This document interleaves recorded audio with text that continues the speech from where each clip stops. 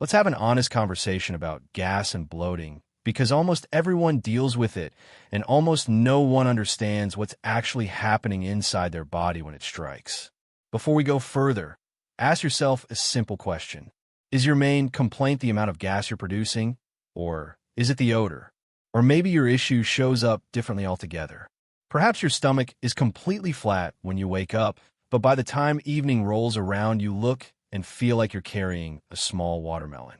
Or maybe it's specifically tied to certain meals and you bloat almost every time you eat. Each of these patterns has its own explanation and its own fix, and once you understand the mechanics behind them, you'll know exactly which path applies to you. Here's something that surprises most people.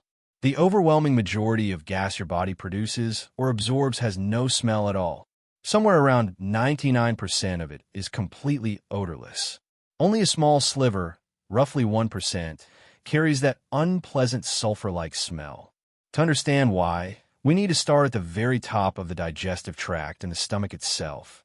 A properly functioning stomach is remarkably acidic, sitting somewhere between a pH of 1 and 3.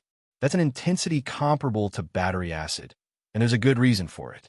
This acid is what allows you to break down protein, unlocking nutrients like zinc and B12 that are otherwise trapped inside protein structures.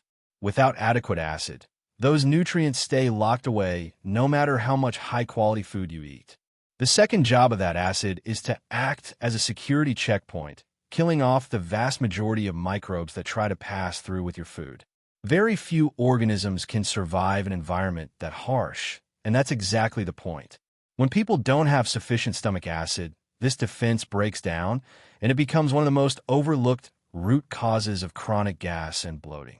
As food moves out of the stomach and into the small intestine, the microbial population starts to rise, though still modestly. It's only once material reaches the large intestine that things really shift. That's where the bulk of your bacteria live, and it's where most fermentation, and therefore most gas, is naturally supposed to occur. Problems begin when bacteria that belong in the large intestine end up colonizing the small intestine instead. When that happens, fermentation starts occurring in the wrong place, a condition commonly referred to as small intestinal bacterial overgrowth. This is particularly troublesome when certain strains, such as E. coli, multiply somewhere they were never meant to thrive. In its proper location, E. coli is harmless and even beneficial. Out of place, it becomes a source of significant digestive distress. Now here's the part that tends to catch people off guard. What foods make this overgrowth worse? Ironically, it's often the very foods we're told are healthy, fiber and probiotics. Someone can be eating enormous salads, taking probiotic supplements religiously, doing everything they believe is right, and still experience worsening bloating cycle after cycle. If that sounds familiar, bacterial overgrowth in the small intestine may well be the reason. There's a close cousin to this condition involving fungal overgrowth rather than bacterial overgrowth, often involving organisms from the Candida family. These yeasts and fungi, along with several bacterial species that shouldn't be living in the small intestine, thrive on sugar and starch. If you want to undermine their growth, the most direct approach is to stop feeding them the very fuel they depend on. This is part of why many people who adopt an animal-based, plant-free way of eating notice their chronic bloating and gut inflammation disappear. By removing plant fibers and refined sugars, they're effectively starving out the overgrown organisms while also reducing irritation to the large intestine. Stepping back for a moment, both bacterial and fungal overgrowth are strongly tied to specific food triggers. Beans, legumes, and cruciferous vegetables like cabbage, broccoli, and Brussels sprouts are common culprits. Dairy can be another trigger, either because of an underlying sensitivity or because lactose itself is a sugar that feeds problematic microbes. Fruit is another frequent offender due to its fructose content. In essence, whenever we talk about gas, we're really talking about fermentation. And fermentation depends on two things: what you're feeding your gut and whether your gut has the right tools, meaning the right microbial balance and the right digestive enzymes, to process it. When you overload the system with fermentable material but lack the capacity to break it down properly, undigested particles pile up and the digestive tract becomes stressed. Sugar alcohols deserve a mention here too. People following very low-carb or ketogenic diets often lean heavily on sugar alcohol-sweetened treats, cookies, candies, and baked goods. These are notorious for causing dramatic gas and bloating because gut microbes ferment them aggressively. And then there are grains, particularly those containing gluten. Gluten happens to be the one protein the human digestive system genuinely cannot fully break down, which means it consistently generates inflammation and digestive strain in sensitive individuals. Onion and garlic, while nutritious, are high in sulfur compounds and can be responsible for particularly pungent gas. Protein itself can also be implicated, though usually indirectly when stomach acid is too weak to properly break protein down into amino acids. Undigested protein moves further along the digestive tract and begins to putrefy. Certain sulfur-containing amino acids in meat can then produce that distinctly unpleasant odor, but the true cause isn't the protein. It's the insufficient acid that failed to process it properly in the first place. So what's the fix? Restoring proper stomach acidity is central, and one well-established way to do that is through a supplement called betaine hydrochloride. A word of caution, though, if taking it causes a burning sensation that could signal gastritis or an existing ulcer, and in that case you should avoid it entirely, since adding acid to an already irritated or ulcerated stomach lining will only make things worse. Ulcers require a different, gentler healing approach, often involving compounds like zinc carnosine over an extended paroid. It's worth asking what causes stomach acid to become insufficient in the first place.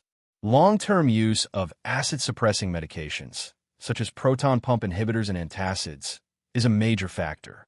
These medications are generally intended for short-term use, often no more than about 8 weeks. Yet it's common for people to remain on them indefinitely, which sets the stage for long-term complications.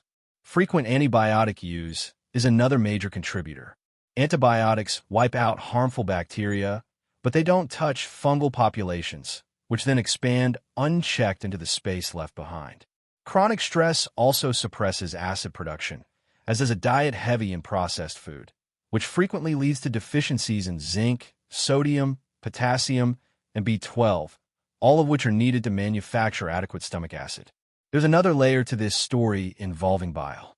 Acid production in the stomach triggers the release of bile, a substance made by the liver, stored in the gallbladder, and released into the small intestine specifically to help digest fat. Bile also happens to be a powerful natural antimicrobial. Its job is to travel through the small intestine, keeping bacterial populations in check along the way before being reabsorbed near the end of the small intestine, roughly 20 to 25 feet in, and recycled back to the liver. This recycling process is essential because bile's antimicrobial action is precisely what keeps bacterial overgrowth from taking hold in the first place. There's a complication, though. Bile is alkaline, meaning it can dilute stomach acid if introduced at the wrong time. This is why some people benefit from bile salt supplements that are paired with betaine hydrochloride, allowing the two to work together rather than against each other. If taking bile salts or ox bile alone makes symptoms worse, that's usually a signal that stomach acid needs to be addressed first, with bile support added afterward. Very often, once the acid issue is corrected, bile naturally resumes its cleansing role in the small intestine without any additional intervention. If you're trying to pinpoint exactly which foods are triggering your bloating, a methodical approach helps enormously. Introduce one suspect food at a time, alongside otherwise neutral meals, and observe what happens. This process of elimination lets you identify the true culprits rather than guessing. It's also worth thinking about the digestive system the way you'd think about an aquarium. If the water itself is contaminated, no amount of quality fish food will keep the fish healthy. You can address every individual symptom, but if the underlying environment remains toxic, nothing truly improves.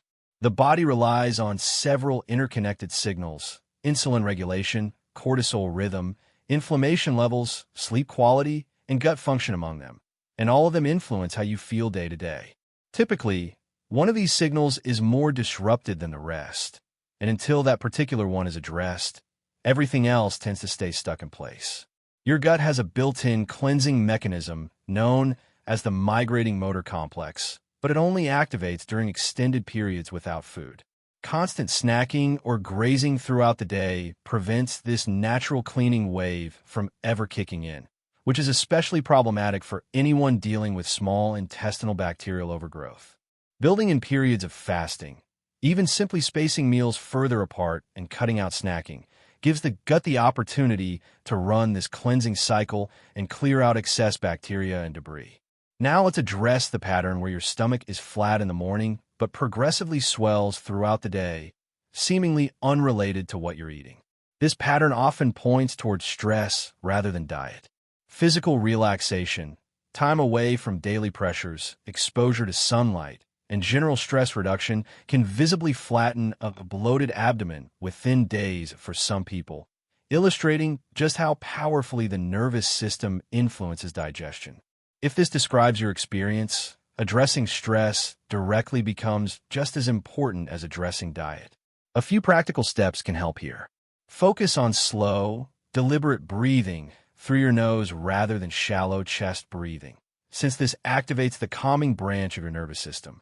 Regular walking, prioritizing sleep quality, and supporting your body with vitamin B1 all play a role, because this pattern is fundamentally about an overactive fight-or-flight response paired with an underactive rest and digest response, both of which are regulated through the vagus nerve.